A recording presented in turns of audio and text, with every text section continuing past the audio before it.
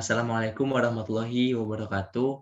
Salam sejahtera bagi kita semua. Kami dari kelompok E8 ingin mempresentasikan tugas keempat dari akuntansi biaya lanjutan. Adapun dosen pengampu akuntansi biaya lanjutan yaitu Dr. Reno Martanti Enda Lestari, SE, MSI, CMA, CAPM. Dalam hal ini, kami beranggotakan 3 orang. Yang pertama, saya sendiri, Wahyu Kurniawan, NPM 0221205152. Yang kedua ada Koes Niken Pauno, NPM 0221202176. Yang ketiga ada Putri Miranda Hatajulu, 0221201118. Untuk materi selanjutnya akan disampaikan oleh Niken Pauno.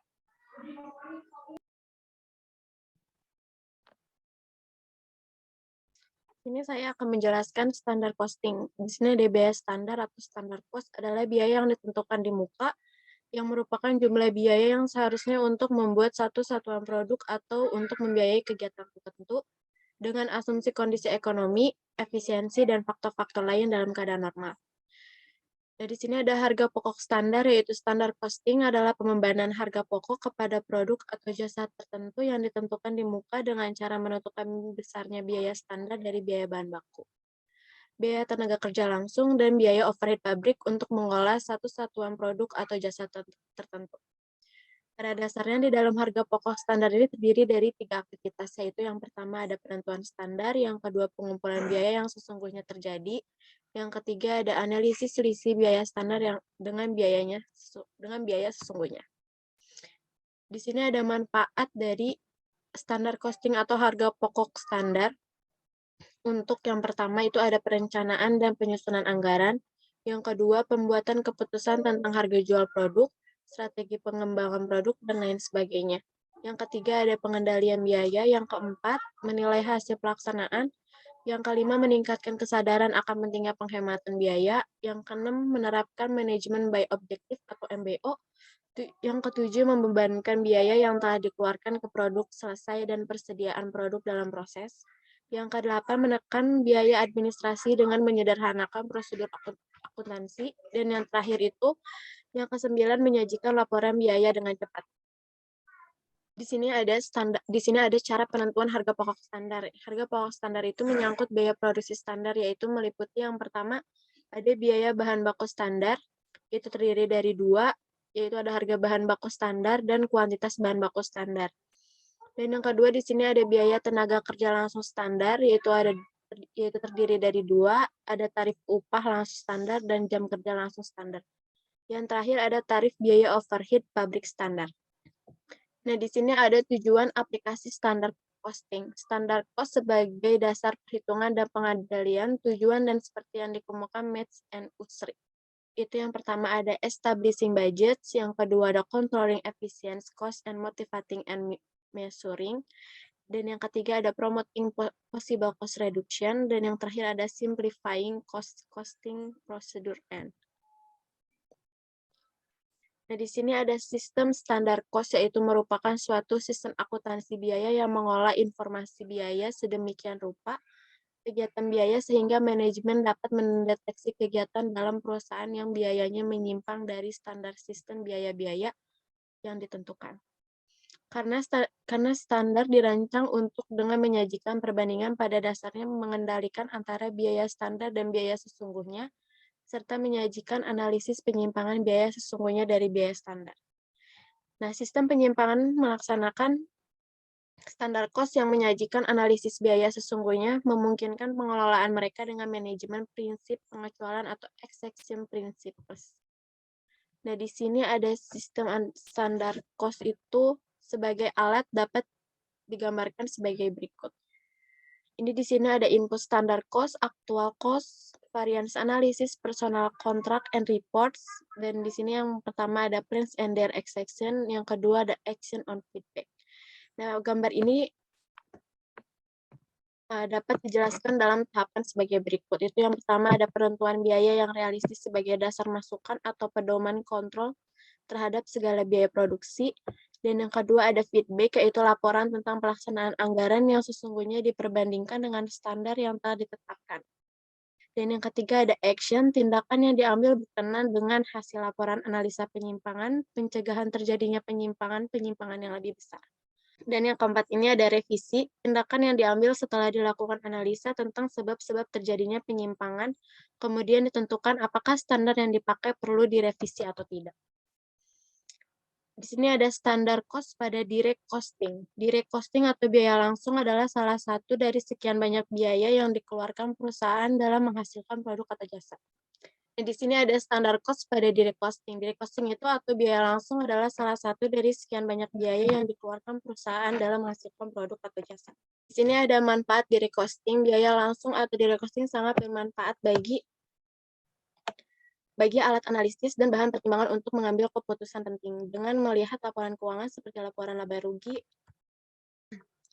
laporan perubahan modal, atau pencatatan transaksi, pemilik bisnis akan menjadikannya sebagai input untuk mengambil keputusan.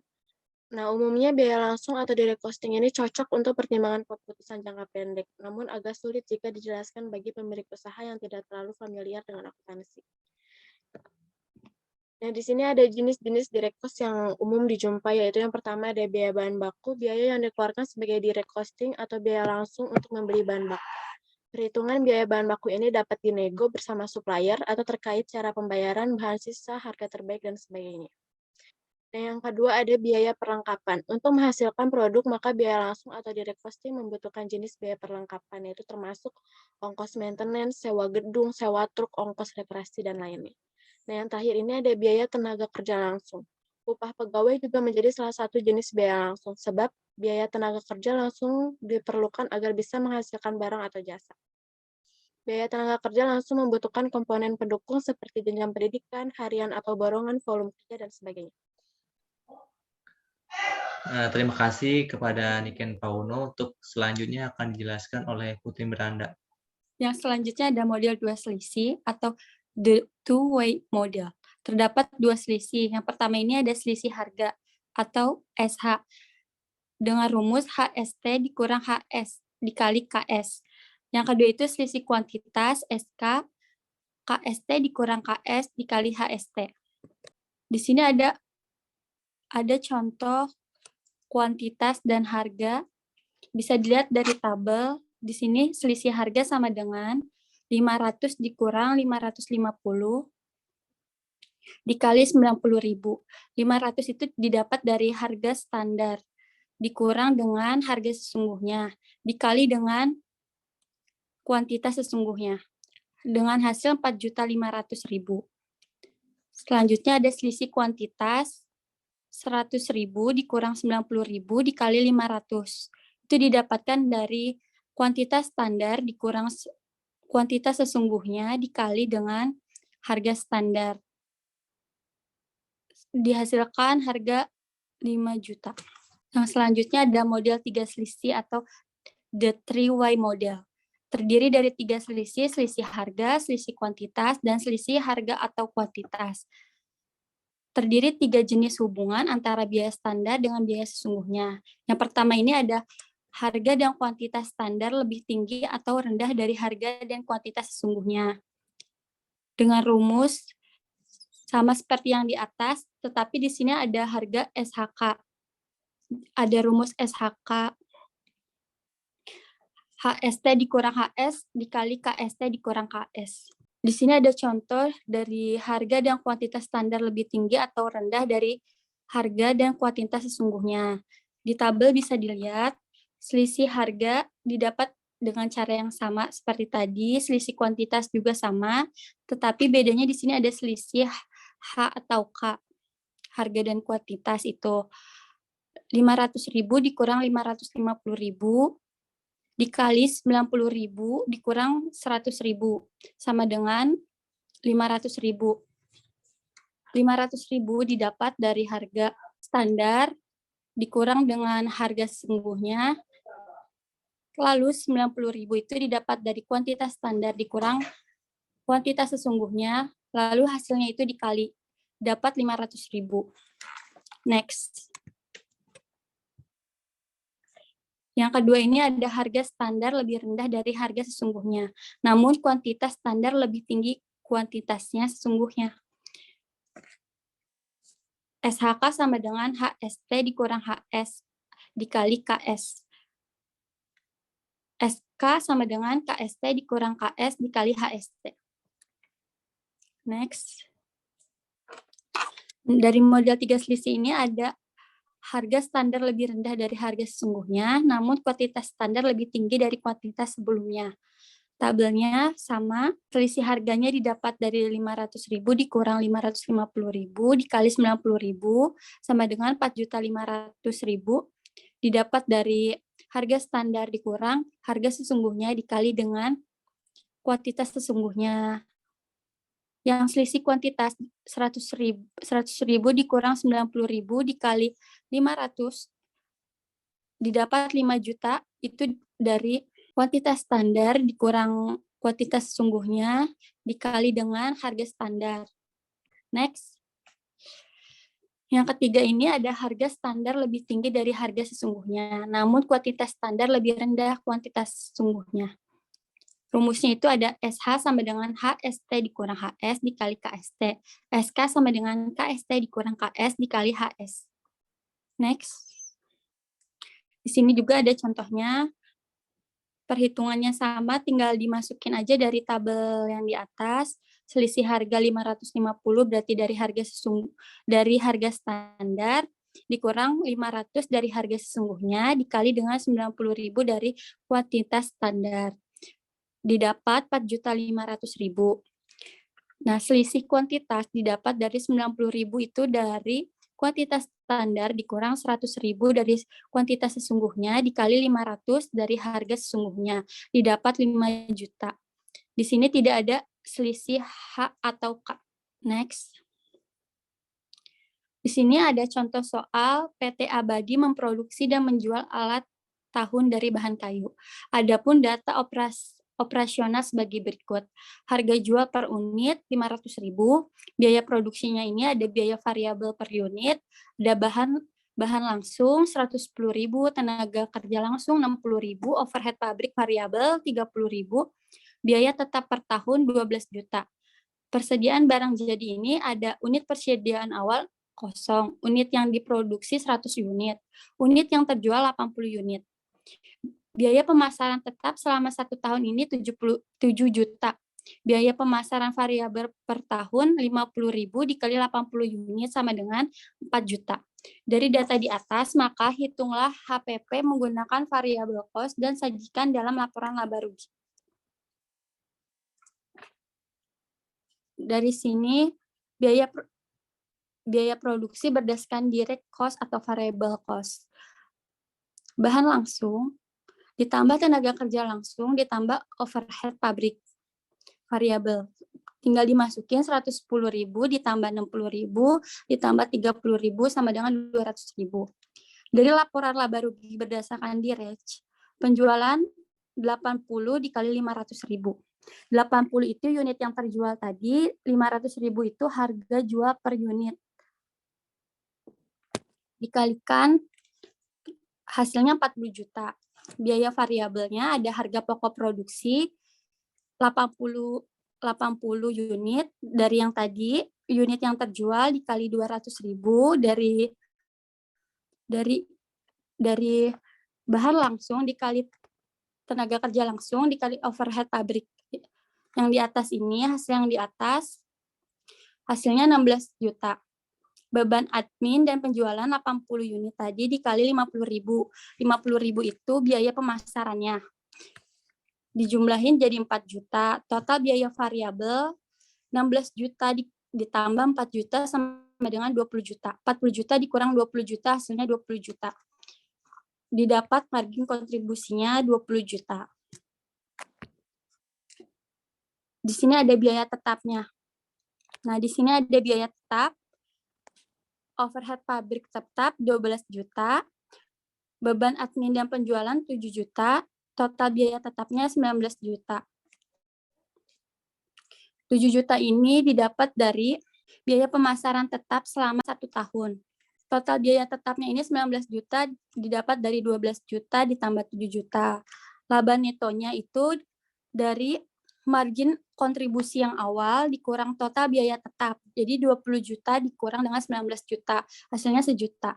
Maka selisih laba neto antara full costing dan variable costing adalah 3.400.000 dikurang 1 juta sama dengan 2.400.000 berdasarkan dari saldo akhir sejumlah 20 unit dengan perbedaan harga pokok antara full costing dengan variable costing 320.000 dikurang 200.000 dikali 20.000 didapat hasil 2.400.000. Next.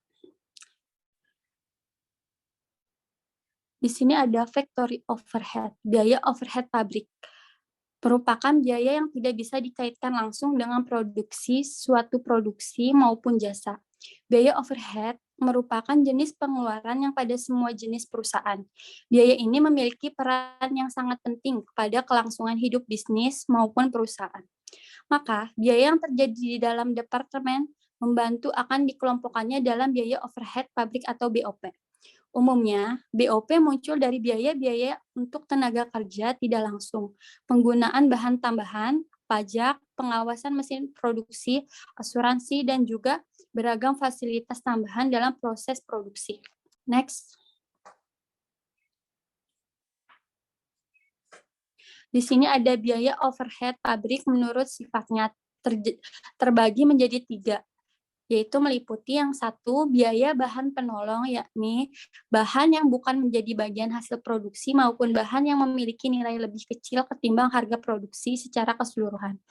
Yang kedua itu, biaya tenaga kerja tidak langsung, yakni tenaga kerja perusahaan yang upayanya tidak bisa diperhitungkan langsung pada produk. Dan terakhir ini ada biaya pemeliharaan yang meliputi biaya bahan habis pakai, biaya suku cadang, serta harga jasa yang perlu dikeluarkan perusahaan untuk perbaikan kendaraan, mesin produksi, serta peralatan lain. Untuk selanjutnya akan dijelaskan oleh saya sendiri. Di sini ada analisis selisih biaya overhead pabrik. Yang pertama ada model satu selisih atau yang disebut one way model. Adapun di model satu selisih ini itu memperhitungkan tentang BOP sesungguhnya dikurangi dengan BOP yang dibebankan ke produk. Yang kedua ada model dua selisih atau yang sering disebut the two-way model, di mana dalam model dua selisih ini yang dihitung dengan model satu selisih dapat dipecah menjadi 2 macam. Untuk model yang ketiga ada atau yang sering disebut three-way model itu selisih BOP yang dihitung pada model pertama dapat dipecah menjadi 3 macam selisih. Untuk yang terakhir ada model keempat atau yang sering disebut four-way model. Itu selisih dari BOP yang dihitung dari model pertama itu dipecah menjadi 4 atau langsung dijumlahkan. Oke, next. Di sini ada penjelasannya model satu selisih atau yang sering disebut one-way model. Di sini perhitungannya yaitu biaya overhead sesungguhnya dikurang dengan biaya overhead pabrik yang dibebankan. Dijumlahkan jadi selisih total BOP.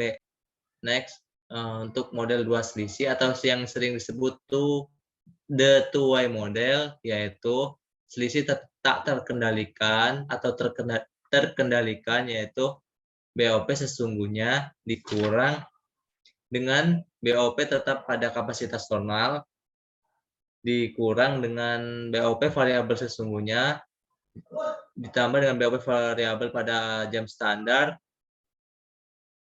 dijumlahkan jadi selisih tak terkendalikan. Untuk selisih volume atau yang sering disebut volume variance, yaitu jam tenaga kerja pada kapasitas normal dikurang dengan jam tenaga standar, dikurang selisih volume, dikurang tarif BOP tetap, dikurang selisih volume, lalu dijumlahkan. Untuk model ketiga, next. Untuk model selisih ketiga yaitu ada selisih pengeluaran atau yang sering disebut spending variance, yaitu BOP sesungguhnya dikurang BOP tetap pada kapasitas normal, dikurang dengan BOP variabel sesungguhnya, dikurang dengan BOP variabel yang digunakan pada jam sesungguhnya, lalu dihitung selisih pengeluarannya. Untuk selisih kedua yaitu selisih kapasitas atau yang disebut idle capacity variance, yang dihitung yaitu kapasitas normal dikurang kapasitas sesungguhnya, dikurang kapasitas tak terpakai, dikurang tarif BOP tetap, lalu dihasilkan selisih kapasitas.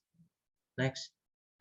Masih ketiga selisih, yaitu yang selisih selanjutnya ya selisih pengeluaran spending variance, yang tadi sama selisih kapasitas ID capacity variance. Terus yang terakhir ada selisih efisiensi. Adapun di dalam selisih efisiensi itu terdapat jam standar dikurang ditambah jam sesungguhnya, ditambah selisih efisiensi, ditambah tarif BOP, dihasilkan selisih efisiensi. Next, lanjut di sini ada 4 model selisih atau masih menyangkut dengan model selisih 4. Untuk yang pertama yang terdapat dalam model 4 selisih, yang pertama ada selisih pengeluaran. Adapun selisih pengeluaran di dalamnya yaitu penggunaan mutu. Contohnya yaitu penggunaan mutu bahan baku yang keliru, penggunaan mutu tenaga kerja yang keliru, lalu kegagalan dalam memperoleh syarat pembelian bahan baku yang menguntungkan, dan yang terakhir ada perubahan harga pasar. Yang kedua ada selisih kapasitas. Itu penyebabnya yaitu karyawan menanti kerja, kerusakan mesin yang tidak dapat dihindari, kekurangan operator, dan kekurangan alat. Untuk yang ketiga, selisih efisiensi variabel. Untuk efisiensi variabel itu disebabkan oleh pemborosan pemakaian bahan baku, pengerjaan tenaga kerja yang tidak efisien, kegagalan dalam mengurangi penggunaan bahan baku dan jasa dalam hubungan dengan tingkat output yang dihasilkan, atau yang bisa dihitung dengan selisih efisiensi dikali tarif BOP variabel. Untuk selisih yang terakhir yaitu selisih efisiensi tetap. Apa sih selisih efisiensi tetap? Selisih efisiensi tetap itu terjadi karena berkurangnya permintaan konsumen dan kelebihan kapasitas produk, atau bisa dihitung dengan selisih efisiensi dikali tarif BOP tetap atau biaya overhead pabrik tetap. Nah, di sini ada contoh pembahasan atau contoh soal dari pembahasan sebelumnya.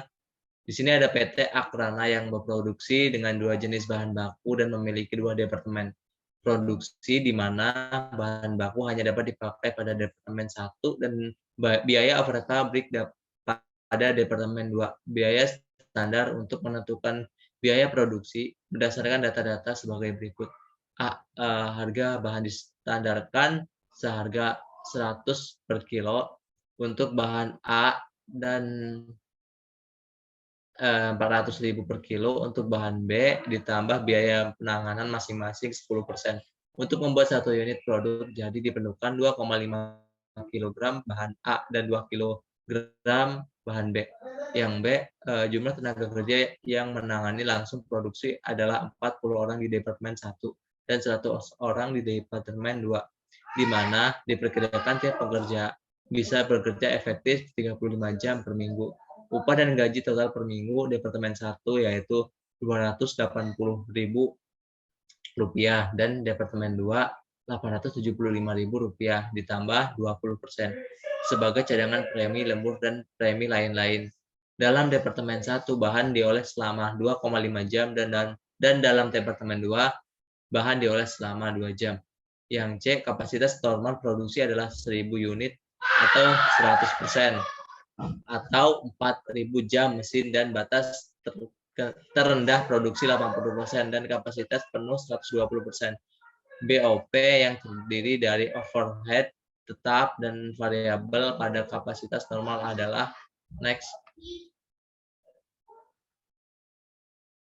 Di sini ada upah pegawai dalam biaya variabel yaitu Rp320.000, bahan pembantu seharga Rp140.000, bahan lain-lain Rp20.000. Untuk bahan tetapnya ada penyusutan mesin Rp190.000, biaya listrik Rp50.000 dan biaya pemeliharaan lain-lain Rp80.000. Untuk biaya variabel berjumlah Rp480.000 dan biaya tetap itu berjumlah Rp320.000. Dari data-data tersebut Anda diminta untuk menyusun biaya standar per unit produk dan dan fleksibel budget. Untuk biaya overhead pabrik pada kapasitas 80%, 100%, dan 120%. Next. Oke, jawaban yang nomor 1, PT Akrana 1, penyusunan biaya standar bahan baku per unit produk. Di sini ada bahan A dan bahan B. Jadi yang pertama ada harga bahan per unit per kilogram. Untuk bahan A dihasilkan Rp100.000 dan bahan B Rp400. Biaya penanganan bahan A itu 10% dan bahan B 10%. Kebutuhan bahan A 2,5 kg, bahan B 2 kg.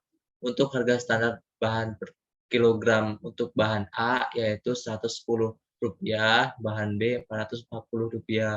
Untuk biaya standar bahan A yaitu Rp275 dan bahan B Rp1.100. Jadi biaya standar bahan baku yaitu seharga Rp275 ditambah dengan Rp1.100 sama dengan Rp1.375 atau dihasilkan dengan Rp400 ditambah 10% dikali 400 rupiah dihasilkan Rp440 atau dalam arti 2,5 kg dikali Rp110 sama dengan Rp275. Next. Untuk soal yang kedua, penyusunan biaya standar upah langsung per unit produk. Di sini ada Departemen 1 dan Departemen 2. Untuk tenaga kerja, Departemen 1 diperlukan 40 orang dan Departemen 2 itu 100 orang. Untuk jam tenaga kerja per minggu atau per orang, itu Departemen 1 memerlukan 35 dan Departemen 2 memerlukan 35. Untuk jumlah jam kerja per minggu 1 kali 24 jam. 1 kali 24 jam. 1 kali 2. Untuk Departemen 1 ada 1.400 dan Departemen 2 3.500. Untuk jumlah biaya per minggu, Departemen 1 senilai Rp280.000 dan Departemen 2 Rp875.000. Untuk biaya per jam 4:3, Departemen 1 Rp200 dan Departemen 2 Rp250. Untuk cadangan premi 20%, Departemen 1 memperoleh Rp40, Departemen 2 Rp50. Biaya per jam total 5 ditambah 6. Untuk Departemen 1 Rp240 dan Departemen 2 Rp300. Kebutuhan jam kerja pada Departemen 1 2,5 hari pengerjaan dan 2,5 jam pengerjaan dan Departemen 2 untuk 2 jam pengerjaan. Jadi biaya standar upah yaitu 2 dikali Rp240 ditambah 2 dikali Rp300 dihasilkan Rp1.200 per unit untuk menghasilkan barang tersebut. Next. Di sini ada jawaban yang ketiga, penyusunan biaya standar overhead pabrik per unit produk. Bisa dilihat dalam tabel, yaitu ada jenis biaya. Yang pertama ada biaya variabel, upah pengawasan bahan pembaruan dan lain-lain. Yang kedua ada biaya tetap, penyusutan mesin, listrik, pemeliharaan. Untuk 80 pada saat 80%, untuk biaya variabel ada upah pengawas yaitu senilai Rp256.000, bahan pembantu Rp112.000 dan bahan lain-lain Rp16.000. Jumlah biaya variabel yaitu Rp384.000. Untuk satuan per jam, biaya variabel upah pegawai itu memerlukan 80 jam, untuk biaya pembantu memerlukan 35 jam, dan biaya lain-lain 5 jam. Jadi jumlah jam pada biaya variabel yaitu 120 jam. Untuk pada tingkat 100%, biaya variabel upah pegawai mendapatkan total Rp320.000 dalam jam 80 jam. Untuk biaya pembantu menghasilkan Rp140.000 dalam 35 jam. Untuk biaya lain-lain itu menghasilkan Rp20.000 dalam 5 jam. Untuk total 100% dalam biaya variabel yaitu Rp320.000 ditambah Rp140.000 ditambah Rp20.000 yaitu Rp480.000. Sedangkan satuan per jam dalam 100% yaitu 80 ditambah 35 ditambah 5 didapatkan 120 jam. Untuk kenaikan 120%, biaya variabel upah pengawas itu menghasilkan Rp384.000 dalam 80 jam, bahan pembantu menghasilkan Rp168.000 dalam 35 jam, bahan lain-lain menghasilkan 24.000 dalam 5 jam. Untuk total biaya variabel pada tingkat 120% yaitu 576.000 dan biaya per jam itu 120 jam. Untuk biaya selanjutnya yaitu ada biaya tetap.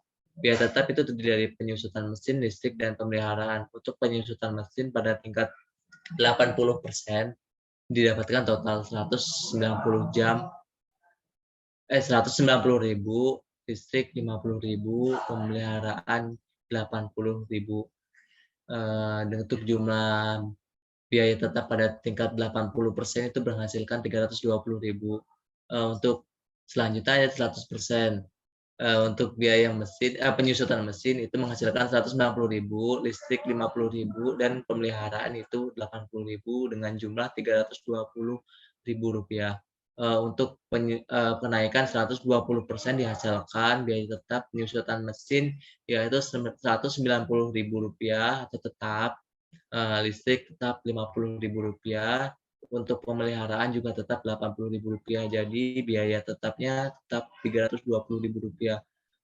Dari hasil tersebut kita jumlahkan dari hasil biaya variabel ditambah biaya tetap, yaitu untuk suku kenaikan 80% itu menghasilkan jumlah 704.000 rupiah. Untuk 100% itu menghasilkan 800.000 rupiah, dan untuk 120% itu menghasilkan 896 rupiah.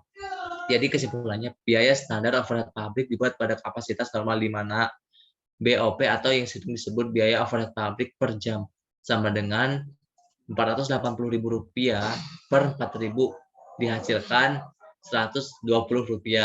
Untuk biaya overhead pabrik tetap atau BOP tetap dihasilkan Rp320.000 dibagi dengan 4.000 lalu dihasilkan Rp80. Biaya overhead standar per jam dihasilkan Rp120 ditambah Rp80 yaitu dapat Rp200. Untuk biaya overhead pabrik itu dihasilkan Rp200 dikali 4 yaitu hasilnya Rp800. Oke, next. Selanjutnya aja biaya standar produksi per unit. Untuk biaya standar produksi per unit atau langsung ke selisih yang keempat, yaitu tinggal ditambahin biaya bahan baku senilai Rp1.375.000. Untuk biaya upah kerja langsung senilai Rp1.200. Untuk biaya overhead pabrik senilai Rp800. Untuk jumlah biaya produksi standar yaitu Rp3.375 per unit yang dihasilkan. Next. Oke, mungkin sekian presentasi dari kelompok E8. Kurang lebihnya kami minta maaf. Saya akhiri. Wassalamualaikum warahmatullahi wabarakatuh.